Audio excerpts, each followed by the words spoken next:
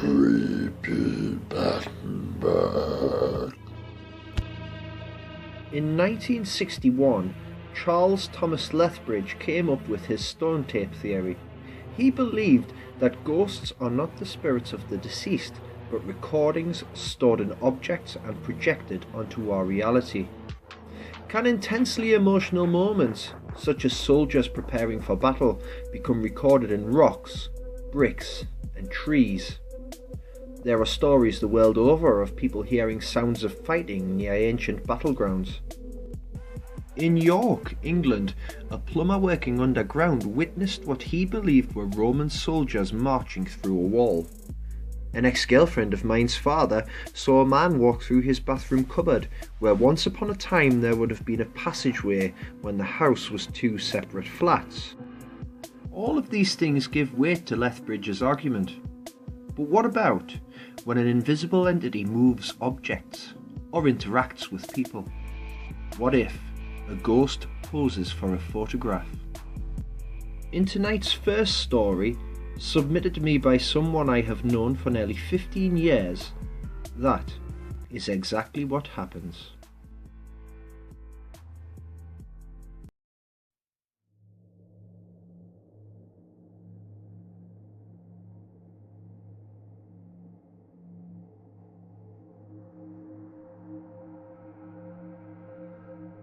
In the 1990s, me and my wife Carrie moved into an old farmhouse near Alnwick in Northumberland. It was a very remote location. If you looked, you could see visitors approaching in their cars from 4 miles away. It was a beautiful, rustic old property, and I loved it straight away. Carrie, though, wasn't so sure. She said it had a bad feeling to it, like there was an evil presence or something. I laughed this off. An evil presence? I'm a boxer. I don't believe in anything until it hits me in the face. Well, that blow was about to come. Not literally, but it left me reeling all the same. Carrie is diabetic and always ate cereal after her morning insulin. She put the bowl down on the coffee table so she could go and answer the phone. There, in full view of us both, the ball lifted 2 feet into the air. It stayed there for a second, before it shot off and smashed off the wall. I could hardly credit it. But after a week or so, I was quite ready to forget it ever happened. That was until we were watching TV one night and the doorbell rang. I got up and answered the door, but no one was there. I would have thought that it was kids playing knocky nine doors if we weren't miles from anywhere. This happened again, not long after I sat down. This time I had a good look around outside, but I couldn't see or hear a soul. What's more, if anyone was coming, I would have noticed their headlights long before they got there. This would become a regular thing, and we both got used to ignoring it. One morning, I got up to find every light in the house turned on. Every bloody light.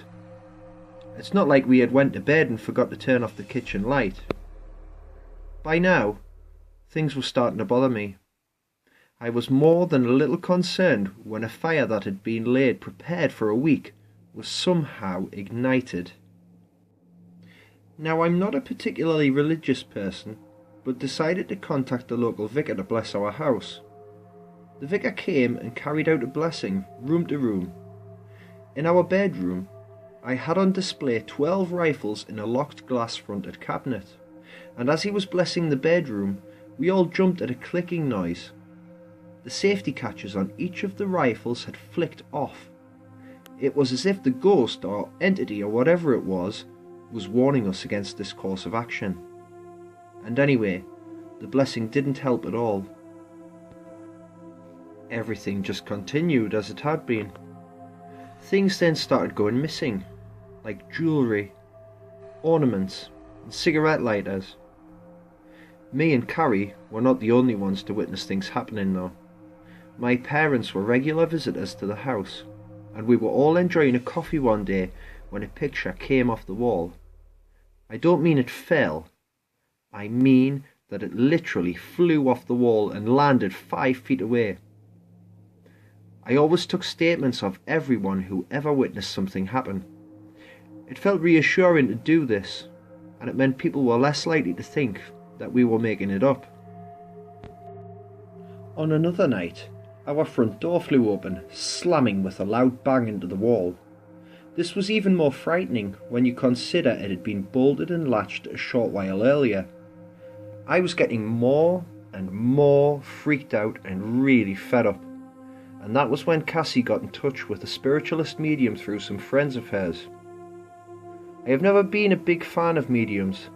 I always thought they were full of crap, but I was surprised to see how genuinely afraid she was. She described an evil presence in the house that didn't want us here. She advised us to get out of there as soon as we could, and she didn't stick around for a cup of coffee either. We just kind of got used to things though, until one day I had had enough. An architect friend was visiting and he noticed the fireplace. He said that quite possibly it was worth several £1,000s and I should have it valued. So I took lots of pictures of the fireplace and got them developed. There, on one of the photographs to the right of the fireplace, was a face. It looked like an old man who was smiling. This scared both of us a lot. Thankfully, eventually, we managed to sell up and got moved. Around 6 years later, I had just acquired a fancy new computer with a scanner and everything. My mate was around one day and we decided to scan the photo of the face beside the fire. Once it was on, we used the photo editing program to try and clean up the image. We were really successful with one particular effect. As we went over the face, you could now clearly see his features. The first bit we could see was his right eyeball. We also noticed that he was not smiling. His expression was that of a snarl or a grimace. I think he was showing us his intense hatred for us.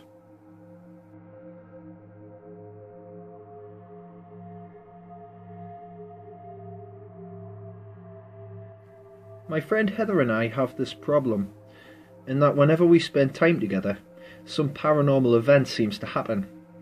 This is one of the stories from the summer I spent with her at her new place in Colorado, enjoying the beauty of nature.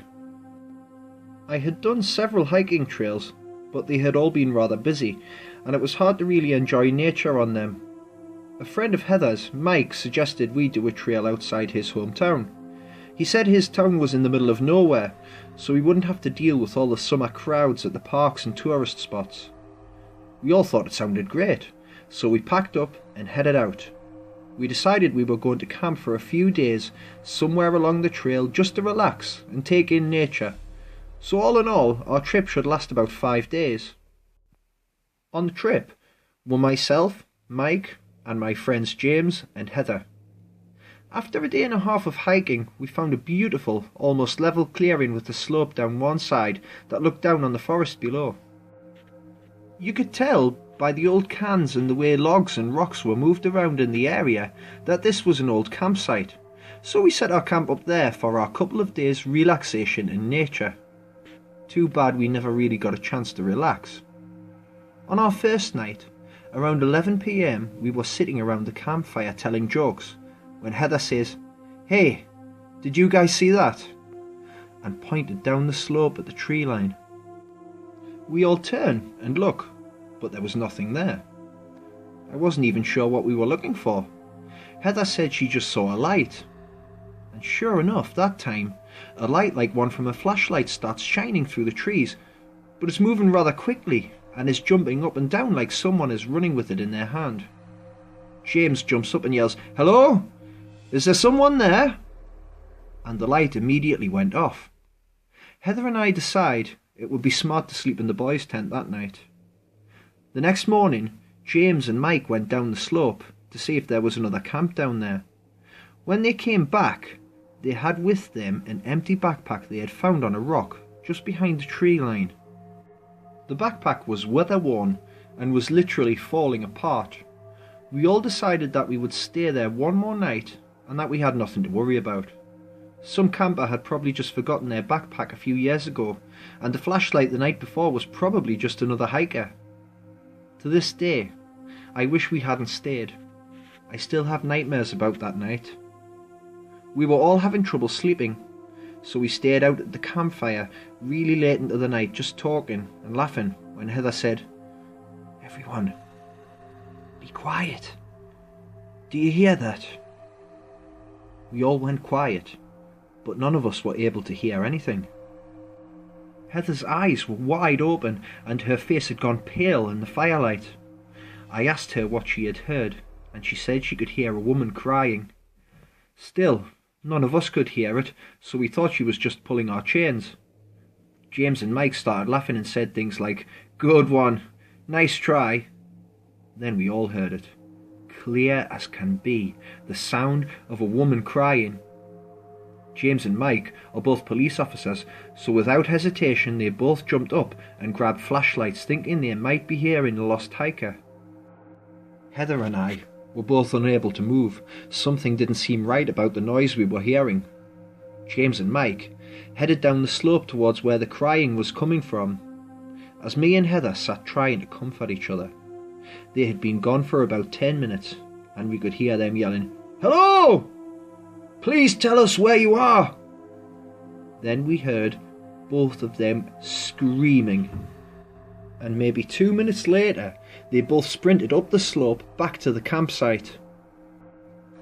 Both of them were so out of breath they couldn't talk, and Mike started to throw up in the bushes from overexertion. They both said, "Hurry up, we're leaving now," and started taking down the tents. Heather and I didn't ask any questions. We were too scared to talk. We just packed everything we could and started back down the trail in the middle of the night as quickly as possible. When the sun came up, I finally asked James what had happened. He said that Mike and him had followed the crying into the trees. They couldn't find the person who was crying, even though they had searched the area where the sound was loudest.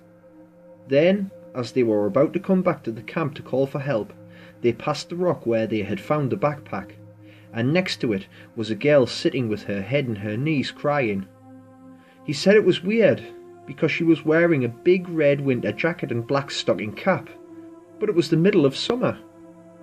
They were about 20 feet away when James asked if she was all right and did she need any help. He said she stopped crying, pointed deeper into the forest, and then disappeared. This is when Mike and James screamed and ran back to camp. At the time, we were all so scared that we really didn't have time to think about things. We are all pretty sure that whatever it was trying to get us to go where it pointed. We've discussed going back there and trying to go the way it pointed, but we are unsure if it just wants us to find something, or if it has bad intentions for us.